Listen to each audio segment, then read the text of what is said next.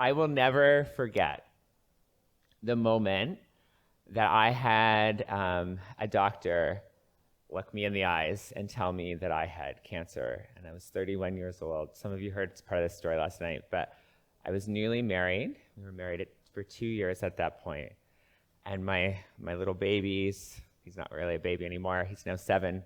Marcus was 3 months old. And I was learning the ropes as a community pastor at a church that I loved. And everything in my life, if you had asked me, I would have told you was going really well. And in a moment, it just felt like it all came crashing down.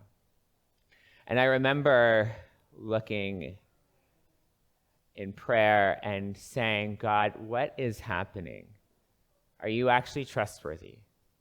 Can you meet me in the midst of this suffering? And if you can meet me, do you actually want to do something about this? Because maybe you're powerful enough to do it, but I'm not sure you actually want to. All of us experience fear in our lives. And I don't mind if you guys call out, because, we can do that. Like, what kinds of things make you afraid? Is anyone brave? You're like, this isn't a meeting. Come on, just talk to me. All right. Some of us are afraid of things like spiders. Some of us are afraid of heights, public speaking, whatever, you name it. Talking at church? Yeah, that's right. And if you're like me, I know that some of you, especially in recovery circles, have actually had moments where you've been fearful that you are actually going to die. I've been around Jericho enough to hear the crazy stories that some of you have encountered of near-death experiences. Today, we're going to take a look at a story together, and if I'm honest, it's one of my favorites. I even have a painting from a friend of this story in my house, where the disciples, Jesus' apprentices, they were filled with fear. They were afraid they were going to die, but also, interestingly enough, they became really afraid of the guy that they were following. And I'm also going to interweave it with my story and the ways that God is meeting me in the face of fear, and then actually how it's invited me to live out the Great Commission in my own life and my own context. The text I'm going to talk about today is Mark 5, 35 to 41. Believe it or not, this story was first really close to me because one of my friends actually encountered Jesus through this story. At the beginning of a discussion about this story, he wasn't sure if he believed Jesus was real, and by the end of a 2-hour scripture study, had actually encountered Jesus in a way that he surrendered his whole life to him. What I didn't expect was that this story would also become a story that would help me interpret my life through one of my most difficult experiences. So here's the text, Mark 5, 25 to 31. As evening came, Jesus said to his disciples, "Let's cross to the other side of the lake." So they took Jesus in the boat and started out, leaving the crowds behind, although other boats followed. But soon a fierce storm came up. High waves were breaking into the boat and it began to fill with water. Jesus was sleeping at the back of the boat with his head on a cushion.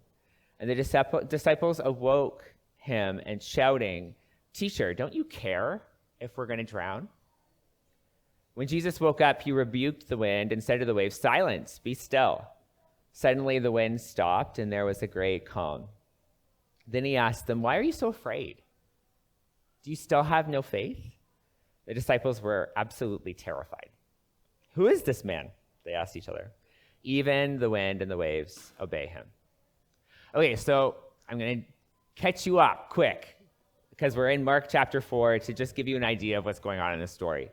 So Jesus so far in Mark's telling of Jesus' life has not told people that he's actually God. He's slowly revealing to his followers his true identity. So he's come and he's invited these rough guys to follow him and become his disciples. And they're all from different backgrounds, but importantly for this story, a bunch of them are fishermen. And throughout the story, the disciples are slowly discovering what Jesus can do. He's crazy. Like, he teaches like no one they've ever seen before. He's got crazy power and authority. He can walk into a temple and an evil spirit can start shouting and he can silence it. And he can heal the sick and even raise the dead. It's crazy. So like a puzzle, the disciples are trying to figure out who Jesus is and what he can do, and whether or not he's the promised rescuer that they've been told by their ancestors that they're waiting for. You know, like, is Jesus just a prophet? Is he just a teacher guy? His true identity up to this point in the story is a bit of a mystery. Today's text, Jesus, the story begins where he's just super tired and he's weary. You know, he's been teaching for a long time, and the disciples say, I love this, that the disciples take Jesus just as he was, which a lot of times you've been around people and helped them just as they were. So he's tired. As the disciples head out on the water, a big storm arises. And many of the disciples have a fishing background, and they knew the sea where they were. It's called the Sea of Galilee. And they would have had tons of experience with these kind of storms, these quick storms. And the Sea of Galilee is kind of cool. Like, I haven't been there. I've just read about it. But apparently, it's prone to these sudden and violent storms.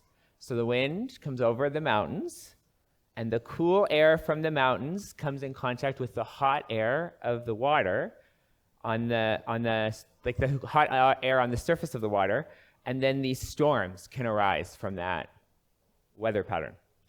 And so we notice that even though these men were well acquainted with the sea, this storm causes them incredibly great fear. The disciples rush over to Jesus and they awaken him in a panic. And I relate so much to this question. I imagine you've asked God this question yourself. Do you not care if I perish? The disciples are so afraid that they accuse their friend and their leader of not even caring if they die. Yeah, the kids are having more fun than we are. And this claim in this moment seems quite cruel.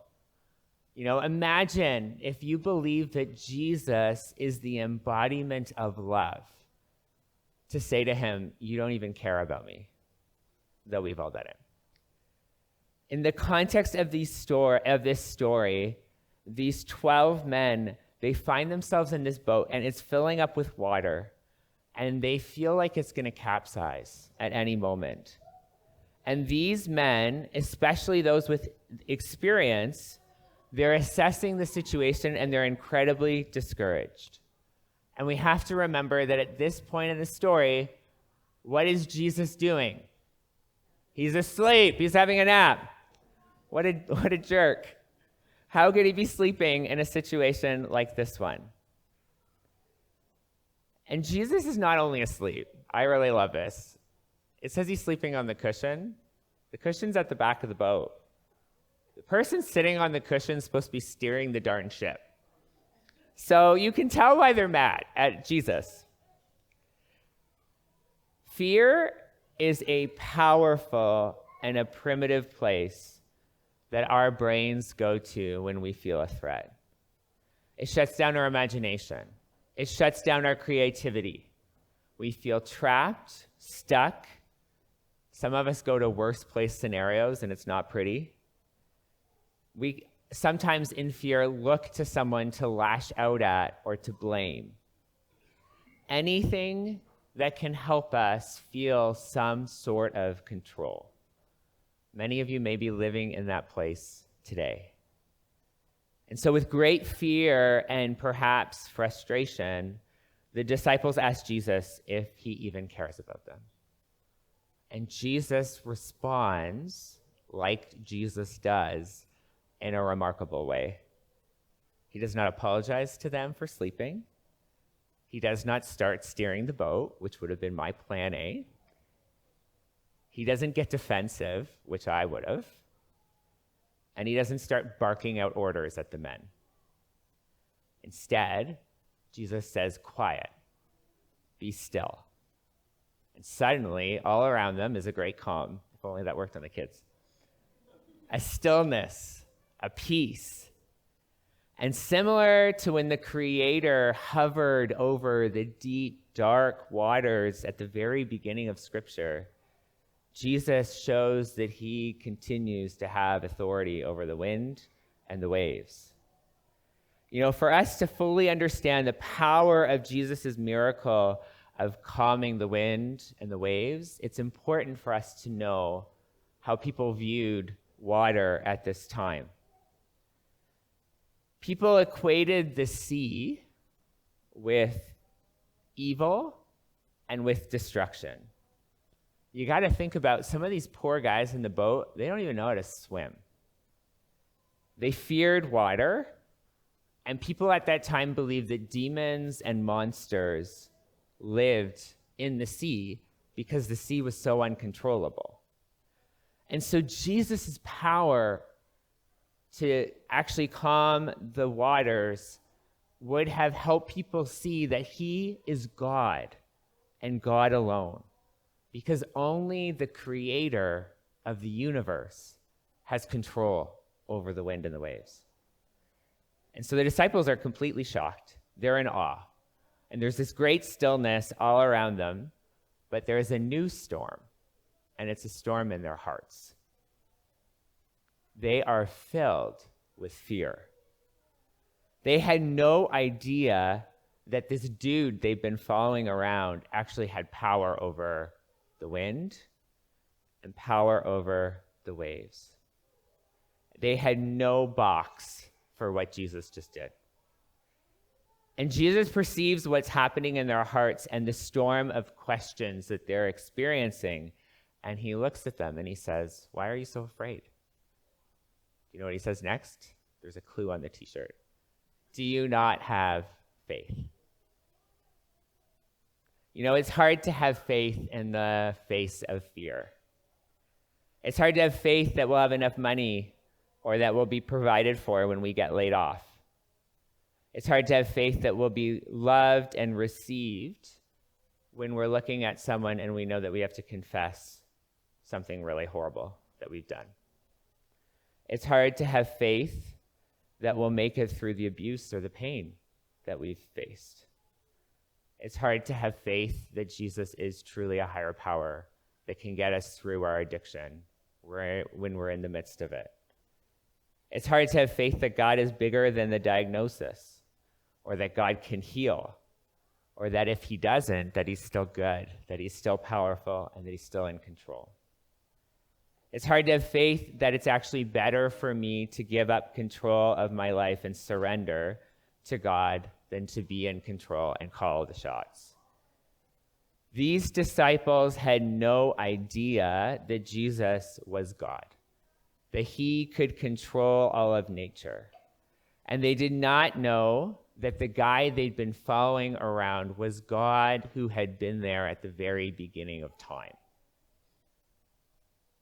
And so they're just left asking, who is this Jesus guy? So as I shared, 7 years ago, I was diagnosed with cancer. My little guy was just a baby, and I was overcome with fear. I was afraid of death. I was afraid of suffering. I don't like suffering. I don't know about you. I don't like suffering at all. And I was very afraid of the unknown. And my greatest fear was that my little boy would be fatherless, and that he'd grow up with this giant hole in his heart and in his soul. You know, and then I had another child, so that just doubles the fear. When I was diagnosed, my doctor was not hopeful. He told me that this cancer would be slow, like it could take 20 years, but it would be ruthless, and that there weren't a lot of treatments because it's so rare. The image I got, which has been so helpful for me to articulate my experience, was like I was in this room and there was this monster hiding in the shadows, waiting to pounce, and that I had no idea when it would pounce and how ruthless it would be. Melody and I didn't know what to do, so I did what I'd been told to do by spiritual leaders time and time again. Ask people to pray, right? When you don't know what to do, Ask people to pray is a pretty good first step. People gathered in a little building downtown and sat in a circle, and we had silence and then asked people if they had anything to say to us. And numerous people came with this story. They said, though we were afraid, though life was spinning out of control, we had to believe that Jesus was with us in the boat, and not only that he was with us, but that he was big enough to hold the hard things we were facing in his hands. The last 7 years have been the most difficult of my life. I've had neck surgery, radiation. I've lost count of how many lung surgeries I've had, not because I've had that many, but because I'm bad at keeping count. I think we're at 3. And during COVID, as if COVID wasn't hard enough, I found out that now there was enough cancer in my lungs that they can't operate anymore. Jesus is inviting me over and over again to trust him, to rely on him, and to know that he is for me. And I understand each day more and more what it actually means to surrender, what it means to actually have a higher power. I realize I am completely helpless without him. And at the same time, I'm learning how to become more and more aware of God's love. I'm realizing how to receive God to be my source of affirmation, my joy, my stability, my sense of comfort. I've had some really honest conversations with Jesus in the last 2 years where I realized I didn't believe he loved me enough to heal me. Those are really hard conversations to have with your higher power. But he's responded in such a beautiful way, so affirming, and I feel more and more loved than ever before. You know, in the story, the disciples asked Jesus if he even cared if they died. And I see how Jesus can replace the fear with peace and calm. And I have more and more faith than ever before that God could actually heal me. But more importantly, I have more and more faith than ever before that God will be faithful to take care of my wife and to take care of my kids. So how does this relate to the Great Commission? Well, while living with cancer, crazy enough, I think it's the worst idea ever, God invited me to start a church. And I told him how stupid of an idea this was, but he didn't seem to care. He wants me to be faithful to him. He wants me to trust him. I live with doubt. You know, what if the church grows and then all of a sudden I can't continue? And God reminds me, well, it's not your church anyways, it's mine. So you start it and I'll finish it. It's not for you to finish. Maybe I'll get to finish it. Maybe it'll blow up before I die, but it's his church. He's asking me to be faithful to him. And it's actually helping me live out the Great Commission in a really amazing way. I started blogging about my experience, about the questions I had, the pain I was experiencing, and the way that I was relating to God in the midst of my suffering. And what I didn't expect is that it's been helpful for tons of Christians, but all of these non-Christians in my life who will not talk to me about faith face-to-face are reading my blog. There's like multiple moms at the school that have like sheepishly told me at pickup and drop off that they read every single thing that I write. And sharing vulnerably about my pain and my fears has actually created this platform for me to share about my faith in a way that before I didn't have an experience. And Jesus is actually also giving me an ability to walk with people through their own pain in a way that I don't think I would have had before. Like right now, I'm walking with a guy who I think today he still wouldn't say he's a Christian, but he's a lot closer, who just lost his partner in a tragic car accident. And I can see how Jesus is using my pain and the way that he met me in my own story to care for this young man in a way that I wouldn't have been able to. So I have no idea what you are facing in your own life and what kind of storms you find yourself in. But you need to know this morning that God is faithful to you. God actually sees you. He's with you. He's not forgotten about you. And even if it feels like he's asleep, he's good and he is still powerful. Don't give up. Jesus is the only reliable anchor to turn to in the storm.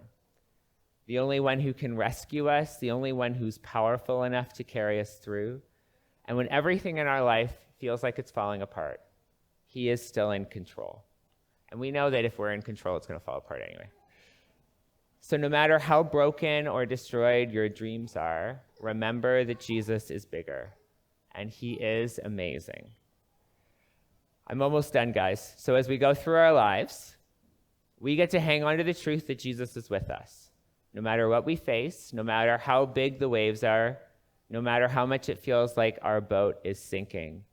And I really believe that Jesus can take our most difficult and painful experiences and redeem them, and that they can become actually a way that we live out the Great Commission in our own lives. It's a way that we can share how God has been faithful to us, and it's a way that I believe actually people around us are more likely to listen than if we just have all the right answers.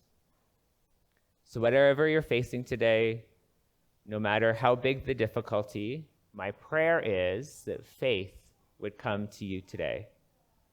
That God would give you the strength to trust him, to love him, and to remain faithful to him for at least another day. May God transform your fears into faith so that you can proclaim God's goodness to the world and help others see that there is a higher power who loves them and who is with them.